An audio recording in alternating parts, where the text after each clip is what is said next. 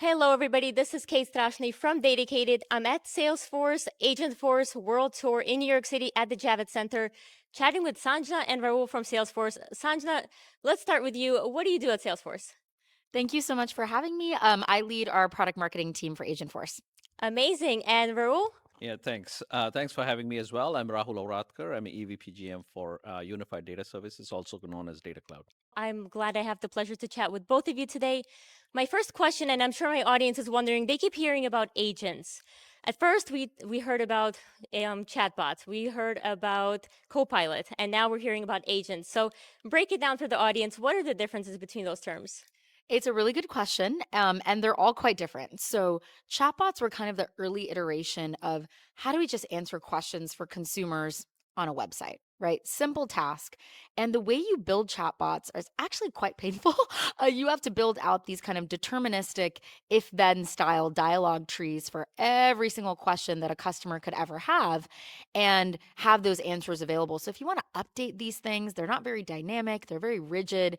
And I think all of us can relate to trying to use a chatbot and giving up before you even get your answer, addressed. And so those are chatbots. And I think, the industry has really moved quickly past chatbots, especially when LLMs kind of came to the forefront a couple of years ago. And copilots were the next phase of things. And copilots did kind of what they sound like they do. They would assist you in the flow of work.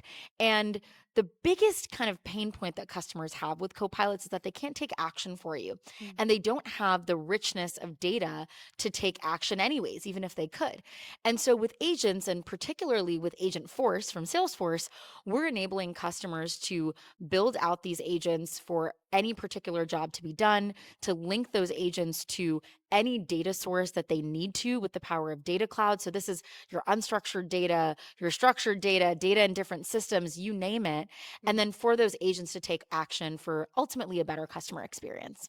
I love that. Thank you. So tell us what kind of actions? I mean, they can't do cartwheels, right? What kind of actions can they Not actually take? yet. Maybe next year. That's Yeah, all sorts of things. I mean, I think for us, what we're really excited about are accelerating time to value for customers.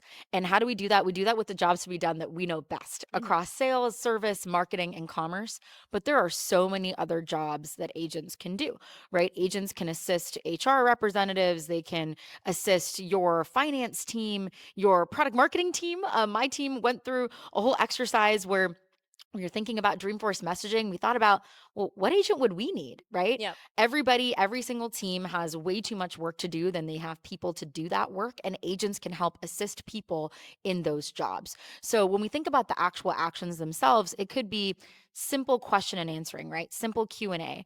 And that's kind of a horizontal use case, right? That could be within a service context. Hey, I'm a consumer. I have a question about the jacket I just bought. Does it come in another size? Or, for my marketing team, it could be how do we support the questions that our sales teams have about our products and our pricing? So it's pretty universal. No cartwheels yet though. Maybe on the roadmap. We'll think about it. Yes, and I can see that you would save so much time because those are the questions that are very repetitive. They're easy to answer, Yes. but they take up so much of a person's time. You have to train them on all of that. They need that knowledge base. They need to know how to write back and forth to the customer. So I love that you're automating that. Question for you, Rahul. Now, I know none of this happens really easily. We need good data. Customers need to actually leverage other types of data sources and pull them into a system and actually build those agents. So talk to us about what kind of data can we use? Is it only structured? Can we load unstructured data into these agents? It's all of the above. I think I want to build on the earlier question on actions. So a good example of an action would be this is we are inspired by conversations we are having with some banking customers. Simple things like I'm sitting as an agent and I want to retrieve the credit rating for this person. Right, those things are you have to span across multiple systems to make that happen. Now you can make that happen in a very secure way. You can get the credit rating. Another action would be I want to raise the credit limit for this person, or I want to make a return for this retail customer. Those are actions that are so simple, but they have to span multiple systems.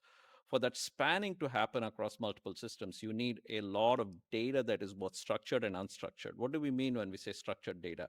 It could be a record that is indicating what the person has bought. Rows and tables, if you may, is structured data. A row which says that bought a certain product by a certain date. Columns could include price, etc., all of those details. Now, the unstructured data could be something along the lines of, if it's a complex product you bought, you signed an agreement, which is stored as a PDF document, or you signed a warranty that is stored somewhere else in another system. Imagine bringing all of those three things together for you to deal with the current situation with that particular customer. You're not only bringing it together, but you're harmonizing it. And the power of a metadata. What does metadata mean? It's a representation of all of these data objects that you're referring to in a very simple way. Right. Then you feed all of the structured and unstructured data into that, and it's unified. Now I can holistically take a look at whether I can give a discount to this person based on a return, or whether I can give a full refund for this person. Can I increase a credit rating, credit limit for this person? All of that can be done seamlessly by an agent, a human working with an agent in this case. Hmm. People and customers are very unpredictable. They can ask any random question. So what happens when the agent simply doesn't know? I'm assuming it's not going to hallucinate and say everything 100% off today because I don't know what I'm talking about. I'm assuming there are guardrails in place to make sure that doesn't happen. But what if the agent simply does not have an answer? Does it patch into a human, or how does that work? I think that is where the humans working with agents to drive customer success really comes in. We have talked about that at Dreamforce, humans working with agents. There are, first off, you refer to guardrails. We have quite a bit of guardrails, not just for hallucinations, but also for toxicity, the notion of having a trust layer, in addition to data security, right? The notion of having a trust layer.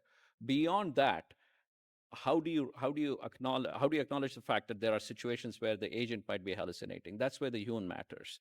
And even it might lead to a point where the agent just does not have access to certain systems, or does not have access to certain data. At that point, the human comes in. It's a seamless handoff. The ability, that's where I think it makes a huge difference between action taking type agents working seamlessly with humans. That's where the agents are remarkably different from co-pilots. Hmm. The ability you have seamless handoff and agents also driving actions. You know what I'm predicting? I think right now when we talk to customer service, we usually say, I want to talk to a person. I think pretty soon they're going to say, I want to talk to an AI agent. Yeah. Get this person out of here. The AI agent is very direct. They'll give me my answer. Thanks for that, Rahul. Question for you, Sanjna, around how easy is this to actually implement? So for folks listening who maybe want to get into Agentforce, they want to build this for their own company and leverage, if they're using Salesforce already, how easy is it for them to start using Agentforce? And follow on, do we need to retrain teams in order to leverage these capabilities? Yeah, it's a good question. I mean, it's really easy to get up and running. It's really easy to set up these agents and kind of set up a basic use case and then build on top of that. We're actually, we're here at the event and we had our hackathon over the last couple of days, and we had teams of our agent blazers coming through here to build custom solutions on the platform. And they were able to do that with our kind of patented low code sensibility about our products, right? Everything that we've ever built at Salesforce has really been predicated on that notion of we should make the hard things easy and make them low code, make them simple to get started with. And so it's really easy to get started. I'd say when it comes to rolling things out, it really depends on the company, right? Because rolling out an agent has an impact on your employees, your customer experience, your customers themselves. And so there's the building of the agent, which is quite quick, and the rolling out of it, which is really dependent on what company you're at and what feedback you're getting as well. So it's really varies. I'm assuming it also has to do with their data and AI maturity levels. Yeah. I know it doesn't take long to build an agent. I actually built one at Dreamforce. It took I love about five that. minutes. Yes. Super fun, really easy. At this point, I just want to say thank you both. And last question, Sanjna, where can people go to learn more about Agentforce? It couldn't be more simple. Agentforce.com. Yeah. Awesome. Well, thank you both so much for your time. Thank you for having us.